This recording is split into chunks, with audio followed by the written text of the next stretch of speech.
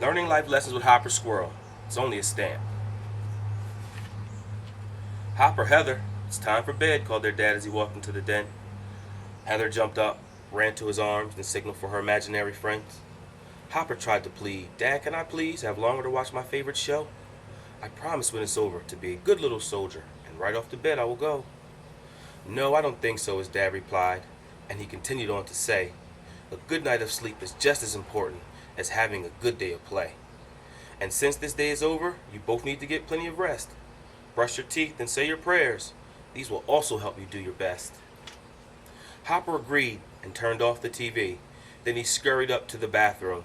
He brushed, flossed, and again he was off to talk with the stars and the moon. Yolanda Lamoon was the brightest in the sky. People told her things and she would glow. She and Hopper were very good friends. He ran to the window and yelled out, Yo! Yolanda replied, Hopper, you're always on time. Would you like to hear the news of the night? Bo Possum been hanging around places he shouldn't, and Robbie Raccoon is living the straight life. And how about that Brenda Bat? Letting her kids go out like that, in the daytime, when she know them babies is almost blind.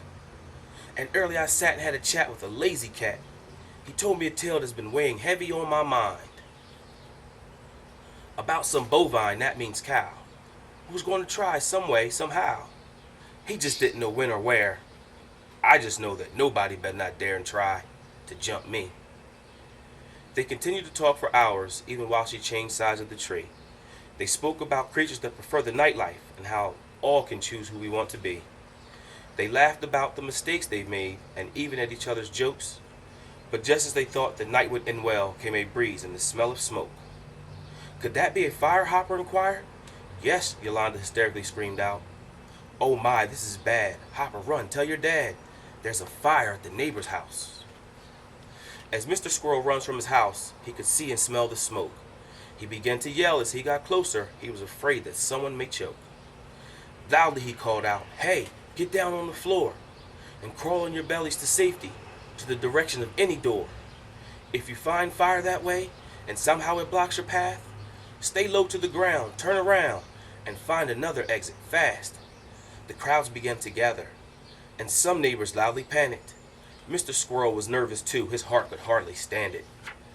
Just as they thought all was lost, Mr. Robin showed up at the door, followed by two children who knew to listen and stay low to the floor.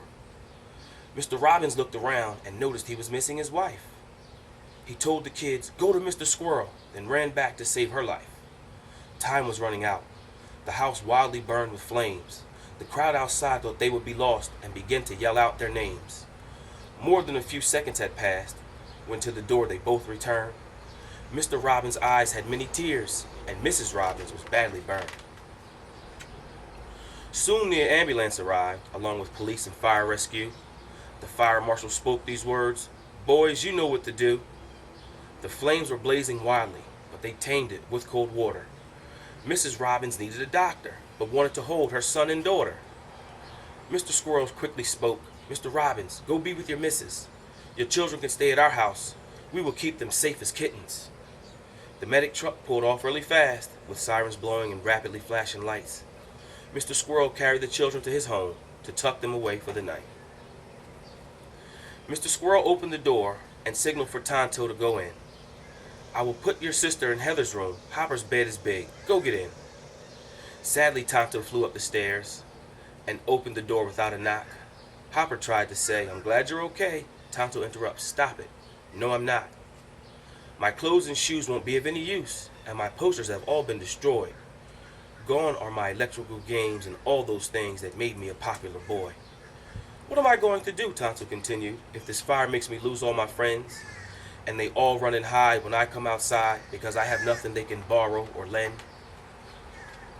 Hopper just listened and thought to himself, I don't think I would want them as friends. But he did not respond as Tonto ranted on about bad things happening to him. They might not invite me to birthday parties, to sleepovers, or on camping trips. And what if at shows they throw tomatoes and I get booed by all the chicks? This fire was the worst thing that could have happened to me at this point in my life. Why do bad things have to happen when everything should be going right? Tears began to fill Tonto's eyes, and quickly he tried to turn away. Hopper could tell Tonto was upset, so he searched for the right words to say.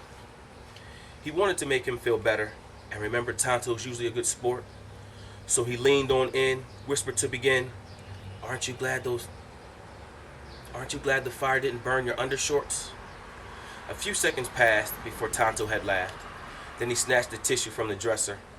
He blew his nose, wiped his eyes, tried to smile and show he's feeling better. Hopper started thinking to himself, if I could only get Tonto to see that material things and lots of friends will never be more important than family. It all happened so fast, Tonto shouted out, thinking back to when he was awakened, the smoke detector, a smoke-filled room. In an instant, his whole world was shaken. His memory made him cry again, but this time Hopper knew what to say. Tonto, your problems will soon be solved, because we are going to pray. Tonto put his cry on delay. Will you show me how? Tell me the right words to say? Hopper answered, put your body down this way. Close your eyes, and anything you think, just say. We can pray for our mothers, or for our fathers. We can pray for the others we love. When prayers go up, blessings fall down, like when it rains from the skies above. After they prayed, both boys went and laid down and fell fast asleep. Tonto tossed and turned, dreaming of getting burned, and all night he poked Hopper with his beak. So when came morning, Hopper was waiting on Sammy Sunshine to say, get up, you sleepyhead. It's time to start a new day. Hopper, you're woke. But why so early? Did the alarm go off before I could come? And who was that laying next to you? A sleepover on a school night? What fun. Not this time. His house burned down, and all through the night I felt ashamed that I couldn't tell him to quit his whining over the loss of material things. Because when I think of what's important, they are things not easily replaced. Like a hug from Dad, kisses from Mom, or the smile on my little sister's face. Sammy, I need you to shine your rays of love deep into his mother's soul, so that she might heal from all her wounds and find the strength to soon come home. Sammy agreed and continued to rise, doing the work intended by the Creator, and the chances of Mrs. Robbins coming home were improved because of their prayer. Hello, Mrs. Robbins. I'm Sammy the son. I have come to heal you with my rays. You'll feel much better when I'm done. It was a wish from someone who prayed. When good thoughts go up, blessings come down, and the choice was made to lengthen your days. It's not only me, but our Heavenly Father who sees. I command you to stand and give Him praise. Meanwhile, back at the squirrel home, Hopper and Tonto are called down to eat. Everyone is waiting at the table. Heather yells, hurry up and take your seats. Now that everyone is around the table, Mr. Squirrel started blessing the food. He asked them all to bow their head and starts, Creator, we thank you for waking us up this morning and allowing us another day. We thank you for this meal you provided, and may you bless us along our way. We ask you to bless the Robbins family. We ask you to bless the world. We ask you to cover us with your love and do the same for all boys and girls. Just as he finished the prayer, the phone rang and silence filled the room. Mrs. Squirrel answered, and when she hung up, yelled, Mrs. Robbins will be home soon. They all screamed loudly, and the boys quickly finished their meal. Soon as they went back to Hopper's room, he pulled out a box made of steel. He blew off the dust, opened the lid. Tonto slid in to take a closer look. Could that be? Hopper interrupts. My collection of priceless stamp books? And to show you our friendship is true, I will give you a few, Hopper said, placing the box in Tonto's hands. Material things can be replaced, family can't. So just remember, it's only a stamp. The end. This book is respectfully dedicated to all the world's religions. Doesn't matter his name or what you call him. All that matters is that you call him in prayer.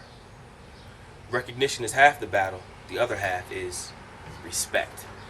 Thank you for joining us in this episode of Hopper Squirrel. Join in for the next. See you then.